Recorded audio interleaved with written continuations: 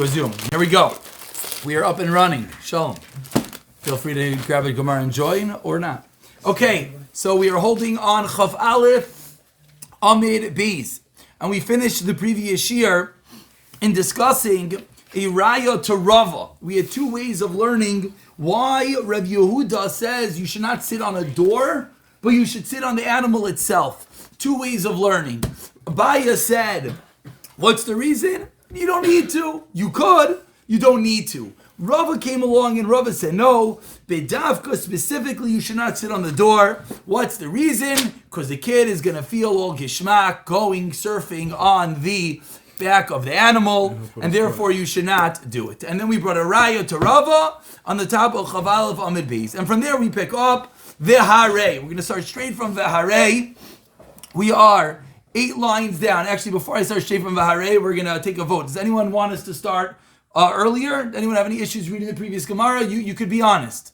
You could be honest, even though it was on Zoom. Anyone? Should we go back or we're good to start fresh? Anyone? We're good? We're good? Zoom, a little chazar quickly. Okay, we'll start from the top line. Tanya Kavase de Rava. Tanya Kavase de Rava. Those on Zoom, my not personal advice. The advice I was given is it's easier for you to learn if your camera's on. How does that make any sense? I don't know. You'll all weigh in afterwards. Tanya Kavasi de Rava. I guess because you feel like you're more here. Tanya Kavasi de Rava, the top line of Chaf Aleph Amid Beis. Rav Yehuda Oimer says, Rav Yehuda, Lo yaya mivin delases koleker. They will not bring doors. Mipnei, because shedaitoi sheltinik, the das, the mindset of a child. 3 lines down, Chaf Aleph Amid Beis. Gasa Allah, the kid is haughty, the kid is confident, and the kid is going to do what? Shema. Perhaps Yaitse Roisha, he's going to stick out his head, Echad me'ivarav, or any of his limbs, and therefore what? And he's going to become Tameh, which was why we spent who knows how much energy making sure he doesn't become Tameh. How many things did we do? They built them a whole neighborhood on a bedrock with an airspace underneath it. And the cup they're holding is stone, and the animals they're holding, and everything. Says the Gemara, so says Rav Yehuda, don't put on a door. We don't want the kids surfing. Ella, 6 lines down. Mevi and Shvarim HaMitzriim, they would bring Egyptian big, large oxen. Shekresa Isayin Rechavais. Their kresa, their stomach, their belly is wide. And the child is sitting on its back. And they're holding a cup of stone. They'd reach the shiluach as the spring. Yardu, the child would go down. Umalam, and they fill up the cup. Alu, they go back up. The yashu lahen al gabeim, they sit back on the back of the animal. End of Raya to Rava. Rava Abaya argue why Rav Yehuda said not to sit on the back of the animal on the door, but rather on the back of the animal. Now, finally, we've waited a week and a half to figure out what in the world does this have anything to do with our Mishnah. What did Rav Yehuda in the Mishnah teach us? Rav Yehuda taught us you're allowed to sleep under a bed. What do you mean? You're under a bed? Rav Yehuda says it doesn't bother me. Now the Gemara finally articulates the second question, really. V'harei, but mita, a bed, the yesh ba, there is to it, kama, many egroifim, fists. The size of a bed is many fistfuls big. The bed is large. And therefore what? What does large bed have to do with anything? Let's remind ourselves. Rav Yehuda on the bottom of Amud Aleph said that if it's a large item, he admits that even if, what? It's not made by man, it still will have a din of Tama. So says the Gemara, I don't understand. I have a bed.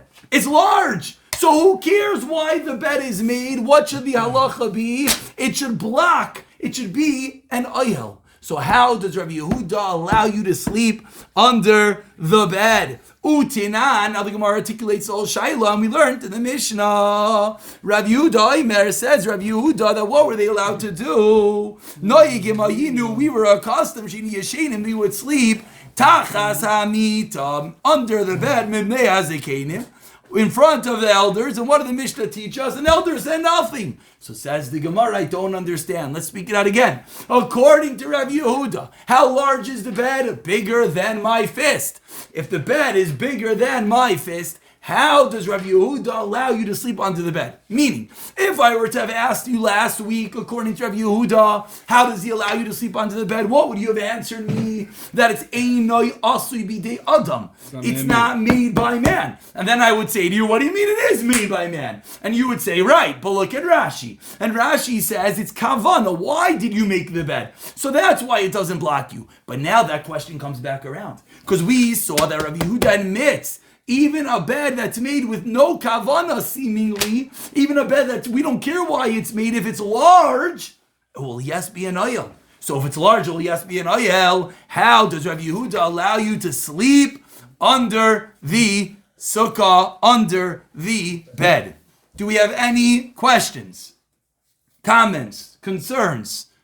Speak it out again. Yes? No? Maybe? Anyone? No one wants to? Yes, speak it out again. Very good. Thank you. We always need someone to say yes. Thank you. So again, let's speak it out. Rabbi Yehuda in the Mishnah said you're allowed to sleep under the bed. The big question is why? So you were to answer me, you know why? Because the bed is not man-made. It's not made b'kavana. It's not made to shield underneath it. But then I'll tell you, very good. But what did we learn? We learned that Rav Yehuda is a maida. Rav Yehuda admits when, if it's a large bed, if it's kameh groifin, if it's the size of a fist, Rav Yehuda admits. So 1 second, the bed is larger than a fist. If the bed is larger than a fist, then it certainly should act as an oil. If it acts as an oil, how are you allowed to sleep underneath it? It blocks you from sleeping inside the sukkah. Now finally, answers the Gemara, and we finally get clarity on what's going on. Answers the Gemara about 12 lines down. The first word of the line is Hazekenim. Answers the Gemara, Shiny Mita. Shiny, it is different. Shiny Mita, bed is different. Why is the bed different? Hoyel, since Ulegaba Asuya. A bed is made for on top of it. So now we're zooming in. We're not allowing the answer of it's made for no purpose to being enough. Now we're narrowing down the opinion of Rabbi Yehuda. It's true. Previously we learned that Rabbi Yehuda's maida. When's he maida? He's maida if it's large. But now the Gemara is saying he's only maida if it's large if it has some shaykhus to oil. What does that mean? If it's anti, a bed is anti. Let's think about this together. What's an oil shielding me? What's a bed shielding? The opposite. A bed's made for the top. A table. What's a table doing here? Is the table shielding my legs? No. Why is a table made? For on top of the table. So now the Gemara is answering a bed is different. A bed is different because it's an anti-oil. A bed is made specifically for the top. And before everyone dives in with their questions, let's let the Gemara ask the question that perhaps is bothering everyone over here. Shiny mita, hayaluli gaba asuya. Says the Gemara, what was the other case that we had? The axes.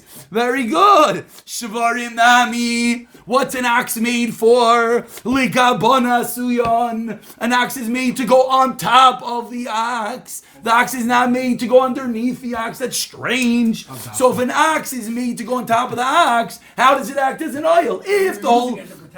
Oh, 1 second. Let's get there. If the whole opinion of Rabbi Yehuda is what? That we go why it was made. If it's an anti-oil, it doesn't block. So a bed is an anti-oil, it doesn't block me underneath. So an axe is also an anti-oil. So how does an axe shield from Tumah underneath? Answers the Gemara.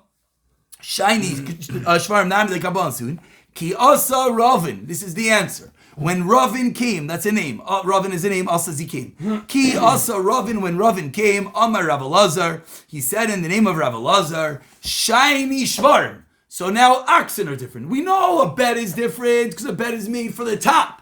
Says Ravin, says in the name of Rav Elazar, oxen are also different. How are oxen different? Hoyel since, umaginan, they shield, Magain Adom. Magain is a shield. Magain David.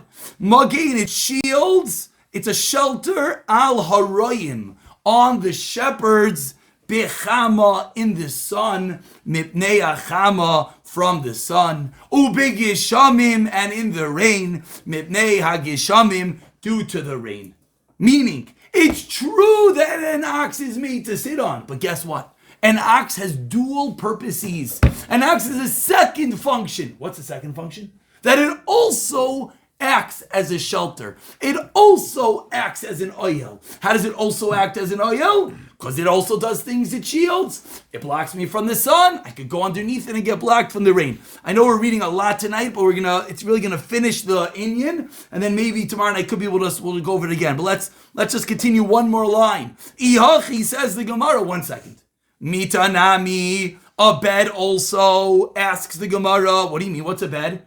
What's under our beds? Hoil, since umagina, it shields, it shelters, it protects. Al minalin, your shoes. You put your shoes under the bed. Visandolin, and your sandals. Shetachtel, that it's underneath it. So says the Gemara, I don't understand. An ox and a bed are the same thing. They're created to go on top of it. But it has a dual purpose that it also shields underneath it. So why, when it comes to a bed, do we learn in the Mishnah, you could, yes, sleep under the bed, but when it comes to the ox, it blocks it from Tumah. And with this, we're going to pause at the Gemara's question, and we're going to have to do a nice chazara. We read a lot of lines. A lot of ideas are now converging together. I'm sure anyone that has been doing chazara slowly all along, all the ideas are slowly fitting and filtering back together. Tomorrow night in Mirz Hashem, we'll really ram it all home and everything will be tied together with a nice bow. But in order to get there, let's do a nice chazara of tonight, so all the ideas are in the right compartment in our brain, and then tomorrow we will wrap it up.